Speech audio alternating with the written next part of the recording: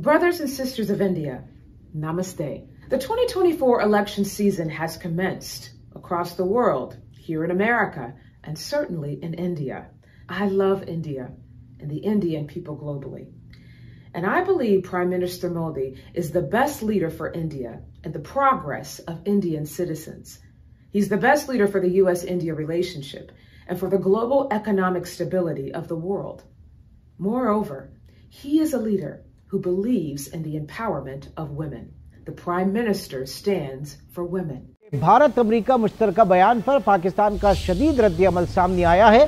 दफ्तर खारजा का कहना है पाकिस्तान को एक तरह से जिसे कहते हैं कि एक कोने में बिठा दिया मुकम्मल तौर पर। अब हम हैं उससे चिपकने की कोशिश करते रहते हैं। इंडिया हमसे बहुत आगे जा चुका, बहुत सारी फील्ड्स में बहुत आगे जा चुका। और हमारे साथ आज़ाद होने वाले ममालिक आज मुआशी एतबार से हमसे बहुत आगे निकल गए हैं, जबकि पाकिस्तान अब तक IMF के कर्ज के घेरे से बाहर नहीं आ सका। ये जो इंडिया का टैक्स विंडफॉल कहा जा रहा है वो इतना बढ़ गया है कि इंडिया के प्राइम मिनिस्टर मोदी इसको जो वेलफेयर है उसके ऊपर और भी खर्च कर सकते हैं। टैक्स देना यहाँ पर गुनाह तस्वुर किया जाता है। टैक्स तो कंट्रीब्यूट कोई करता नहीं है, रोड हर एक मांगता है। सेक्रेटरी बाइडेन और डिफेंस सेक्रेटरी लॉयड ऑस्टिन जो है वो इंडिया आ रहे हैं फॉर 2+2 मिनिस्ट्रियल डायलॉग। अब ये जो मिनिस्ट्रियल डायलॉग है ये अमेरिका और इंडिया के बीच में एक बड़ी एक जिसे आप बोलते हैं नेक्स्ट लेवल की एक एंगेजमेंट है। जब आप फाइनेंशियली स्ट्रांग होते हैं, आप किसी कंट्री से मांग नहीं रहे होते, चाहे वो कोई भी कंट्री हो, चाहे भारत हो या कोई दूसरा मुल्क हो, तो उस वक्त आपको जाहिर है लोग आपके साथ सेल्फी भी लेते हैं, लोग आपके साथ बैठना भी पसंद करते हैं, लोग ये बताना भी पसंद करते हैं कि वो आपके फैन हैं। लेकिन अगर आप पूरा टाइम सिर्फ इसी टाइम में लगाते हैं, इसी काम में लगाते हो कि आपने किसी कंट्री से कुछ मांग लेना है, तो फिर लोग आपसे मिलने से भी बच। नमस्कार दोस्तों, जय Hind. Welcome to after morning news channel. Bharat और अमेरिका के बायलैटरल रिलेशन के लिए आने वाले साल बेहद महत्वपूर्ण होगा। अमेरिका भारत के साथ संबंधों को मजबूत करने के लिए लगातार कोशिश में है। इसके चलते अमेरिकी गायिका मैरी मिलबेन भारतीय प्रधानमंत्री नरेंद्र मोदी की बड़ी तारीफ किया। मिलबेन ने कहा है कि पूरी दुनिया में 2024 का चुनावी सीजन आ गया है। प्रधानमंत्री मोदी के प्रति अपनी समर्थन और प्रेम का कारण उन्होंने उनके विकास के प्रति समर्पित करते हैं। साथ ही कहा है कि प्रधानमंत्री मोदी भारत और उसके नागरिकों के विकास के लिए सबसे अच्छा नेता है। प्रधानमंत्री मोदी को उन्होंने महिला एम्पावरमेंट को हमेशा मजबूत करने वाला नेता बताया है। हालांकि अमेरिका ने कहा है 2024 भारत और अमेरिका संबंधों के लिए एक बड़ा साल होगा। अमेरिका का कहना है कि जितने भी संकट या मुद्दे दुनिया के सामने है, भारत सभी समस्याओं का समाधान कर सकता है। पाकिस्तानी मीडिया ये चर्चा कर रही है कि जब अमेरिका पाकिस्तान की अलायंस पार्टनर था तब हम लोगों ने बहुत डॉलर कमाया और जब छोड़ दिया तो पाकिस्तान की हालत भिखारी से बुरा हो गया। ज़्यादा अमेरिका इंडिया के करीब होता है, इट मीन्स उतना ज़्यादा वो चाइनीज़ थ्रेट को सीरियस ले रहे हैं। लेकिन बार बार एक ही चीज़ कही जा रही है। कई लोगों का कहना यह है कि देखें मिस कैलकुलेशन, आप देखें रशिया यूक्रेन में क्या हुआ, फ़लस्तीन, हमास, इजराइल, अमेरिका इंगेज हो गया। इस खित्ते में क्या हो सकता है? इस खित्ते में एक जो वीक लिंक लगता है वो ताइवान है। आपको पता है मेजर इंडस्ट्री जो है वो ताइवान से शिफ्ट हो रही है। कोई अमेरिका जा रहा है, कोई चीन जा रहा है, कोई इंडिया जा रहा है, ठीक है, क्योंकि उनको पता चल गया है। और ये ताइवान की बहुत बड़ी बदकिस्मती होगी कि अगर ताइवान के अंदर या उसके इर्द गिर्द लड़ाइयाँ शुरू हो जाती हैं या कुछ ऐसा हो जाता है। और आपको पता है चाइनीज़ जो हैं दे आर वेरी एग्रेसिव, वो बड़े एग्रेसिव हैं इस मामले में, लड़ाई के मामले में, लड़ना पड़ना और इन चीज़ों में दे आर वेरी लीथल, ठीक है।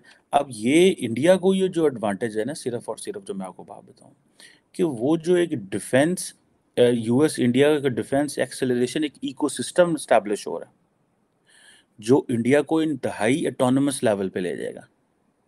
लेकिन वो फिर कहने वालों का ये कहना है कि ठीक है, अमेरिका ने ही चाइना को सुपर पावर के करीब लेके आया, उन्हीं को इतनी बड़ी इकोनॉमी बनाया।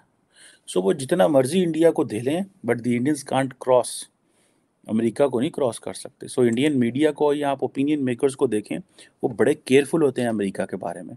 वो अमेरिका के ख़िलाफ़ कोई बात नहीं करते। पाकिस्तान में आप चले जाएं तो अमेरिका के ख़िलाफ़ बड़ी बातें होती हैं, मीडिया में भी हो रहा है, दबे लफ्ज़ों में भी हो रही हैं, ये हो रहा है। इंडिया के अंदर नहीं बात होती।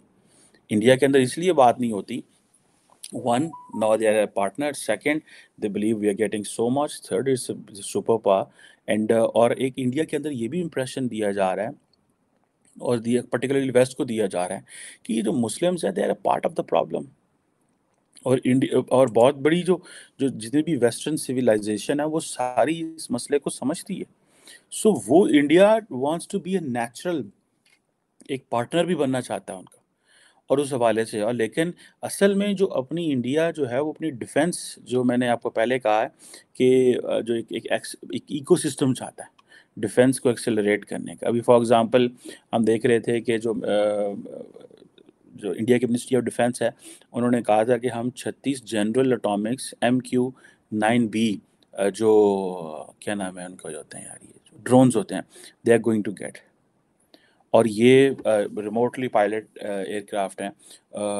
अब इसी के साथ साथ अगर आप देखें तो इंडिया को अगर ये सारी डिफेंस टेक्नोलॉजी मिल जाती है तो अब आप देखें कि इंडिया कहाँ चला जाएगा।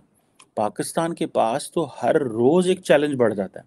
The more India gets closer, एक वक्त हुआ करता था कि जब अमेरिका पाकिस्तान को कोई डिफेंस इक्विपमेंट दिया करता था तो India being a non aligned country उसी वक्त शोर डाल देता था और अमेरिका को देना पड़ता था वो चीज़ें भी इंडिया को। ऑलमोस्ट एक बैलेंस चलता था। तो मतलब ये कि जो इंडिया है वो हर जगह पर छाया हुआ है, ऐसे ही नजर आ रहा है। देखिए, इस वक्त जो किरबी साहब ने जो प्रेस कॉन्फ्रेंस में इंडिया को कहा कि वो हमारा स्ट्रेटेजिक पार्टनर रहेगा, ये उनकी मजबूरी है ये कहना। उसकी वजह ये है कि एक तो 5th लार्जेस्ट इकोनॉमी दुनिया की, नंबर 2 ये कि जो भारतीय डायस्पोरा है, जो उनका इन्फ्लुएंस है इस वक्त वॉशिंगटन DC में, वो या अगर ज्यादा नहीं है इजराइल से तो उससे कम भी नहीं, मैं इसको इस तरह कहूंगा। तो इस वक्त अमेरिकन की मजबूरी है कि वो भारत के साथ चलें, चाहे जैसे भी चले। मैं यहाँ पे ये मजबूरी का लफ्ज इसलिए इस्तेमाल कर रहा हूं, आपको शायद याद होगा आज से कुछ अर्सा पहले इन्होंने उनको यूनाइटेड नेशन प्लस की मेंबरशिप ऑफर की थी, which India turn it down, लेकिन उससे रिलेशनशिप उनके खराब नहीं हुए थे। वो इस वक्त दुनिया में देखा है, मैं समझता हूं कि India is the only rising power है जो अपनी टर्म्स पर रिलेशनशिप चलाता है और किस खूबसूरती से चला रहा है। अब देखें, ईरान से वो रशिया से तेल भी लेते रहे, उनसे S-400 भी ले लिया उन्होंने। टर्की लेता कि S-400 तो उस पर फॉरेन सैंक्शन लगा दी गई। तो इस वक्त जो मैं समझता हूं कि उनकी एक तो फॉरेन पॉलिसी, उनकी फाइनेंशियल स्ट्रेंथ और उनका उनका हाउस के अंदर उनकी सपोर्ट या ग्रिप, उनकी सब्जेक्ट। देखिए, आपकी दुनिया में पिज़राई या इज्जत तब होती है जब आपके साथ आपके मैसेज साथ हो, आपके पास एक ह्यूज मैंडेट हो, आपकी इकोनॉमी स्ट्रांग हो, ये सारी चीजें तब होती हैं। तो मेरे ख्याल में इसकी बहुत बड़ी मिसाल है।